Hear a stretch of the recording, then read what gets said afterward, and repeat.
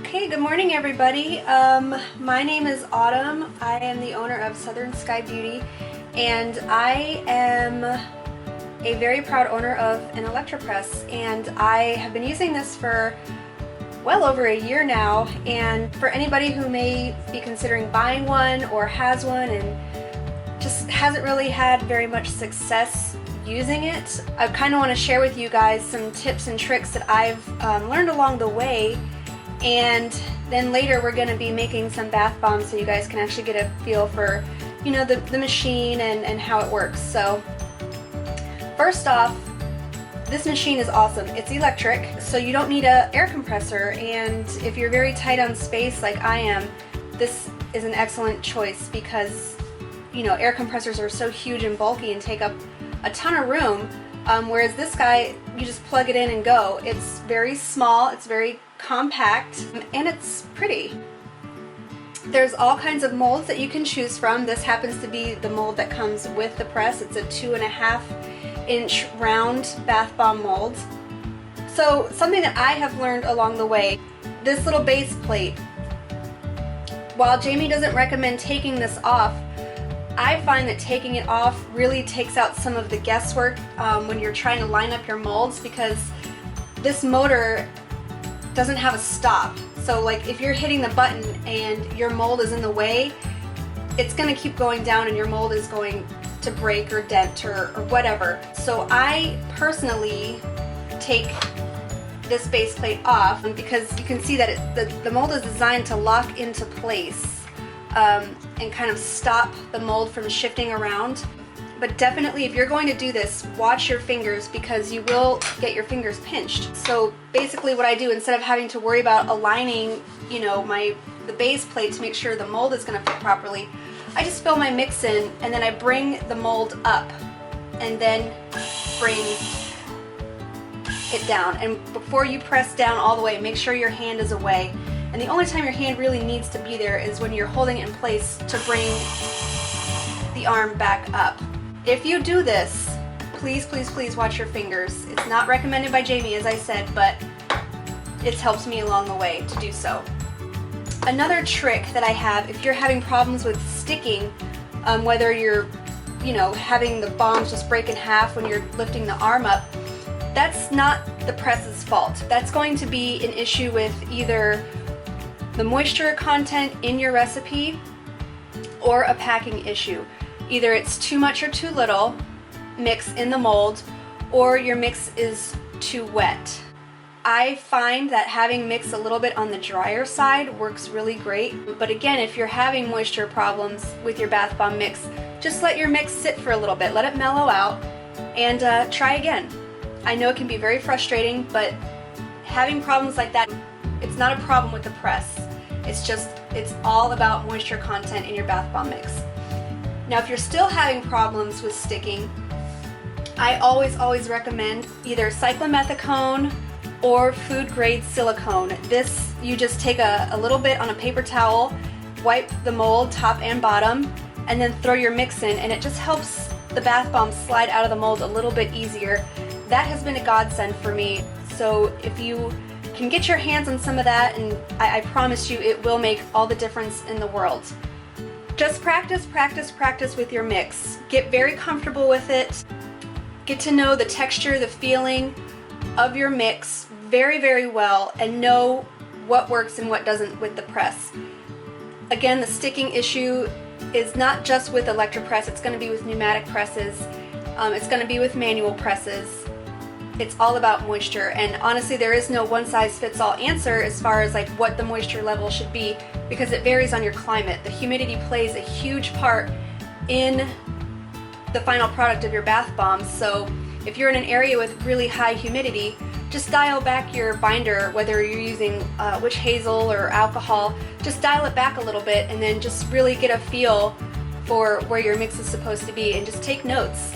I recommend getting a I don't know what you call them, but it detects the humidity in the air, and actually I have one, and it's been really, really awesome because you can just look at it quickly.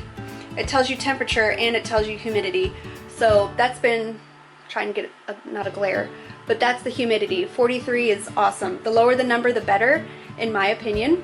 So that really helps. And then also, if you can get like a little dehumidifier, they sell them on Amazon.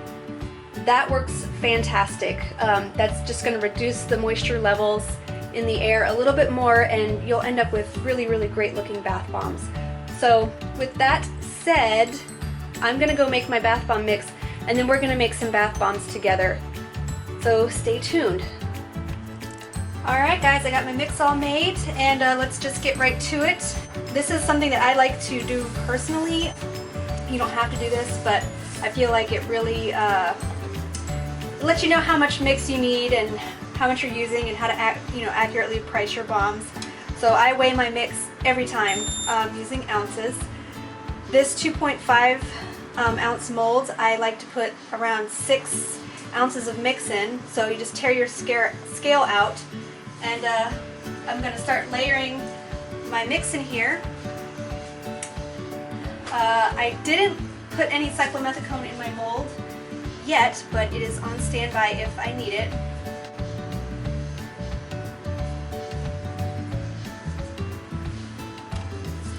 This is a little tedious to have to wait every time, but I think if you're running a business, you kind of need to know, price breakdown and whatnot. So not totally necessary, but something I like to do. So you don't need to line it up because there's no base plate. I bring the mold up to the arm here and then lower it. It's going to stop automatically when it hits the bottom. Then just hold down on the bottom part of the mold here, and then lift your arm. And look at that baby.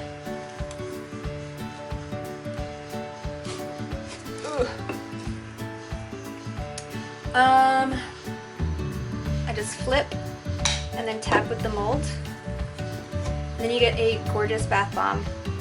Look at that. Totally rad. I have these little holders here. I'll sit this in. And actually, as a matter of fact, I forgot, I don't have an indent mold, so I'm going to use a little cap and just stick it in the bottom and see if we can make our own indent. So that's a little trick that maybe you guys can use. Tear it out again and start over.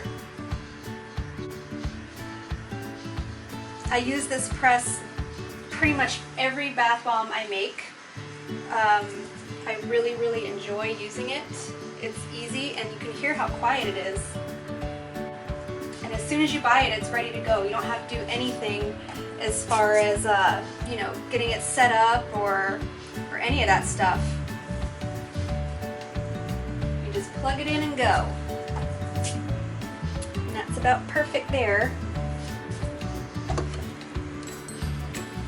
Didn't raise my arm high enough there.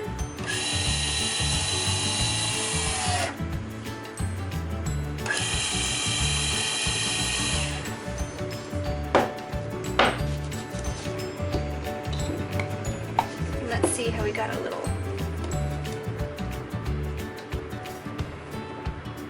Let's see if this works. Oh my goodness, it's really in there.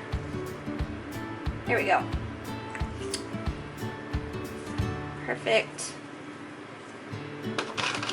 And like I said, I'm really familiar with how my mix is supposed to feel.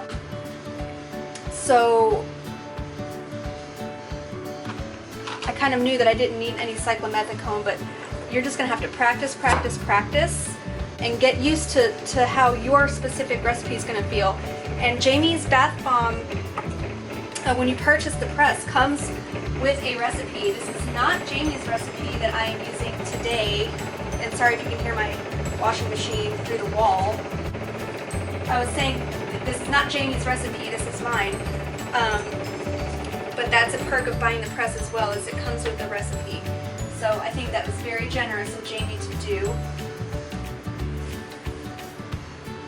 And if you have any questions about, the press, or any tips or tricks or whatever, just go look in Jamie's Facebook group.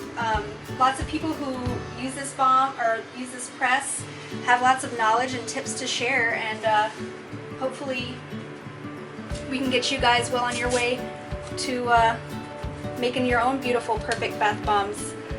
So now I don't pack the mix myself. I just kind of like just form it so, you know, just to keep everything in place. And then I bring the mold up to the top portion, push it down and let it go, and then hold on while I raise the arm. Then use this little push rod to get your bomb out. Then I have these nifty little holders.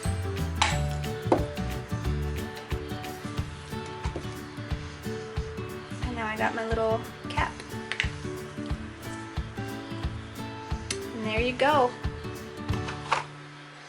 Jamie also has begun offering fragrance oils and micas and glitters, and she's got all kinds of different molds to choose from for the press. She's got hearts, and she makes her own indent molds, kind of like similar to what you see I'm making here.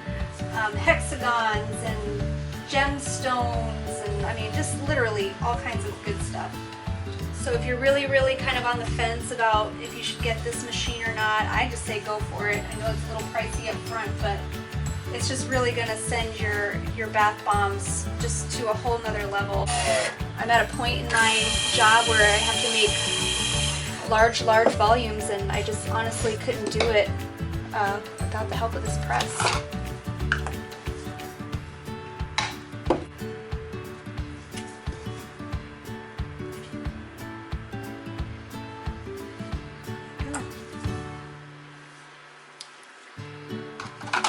So I'll just keep working before my mix dries out, and I will show you guys the final product.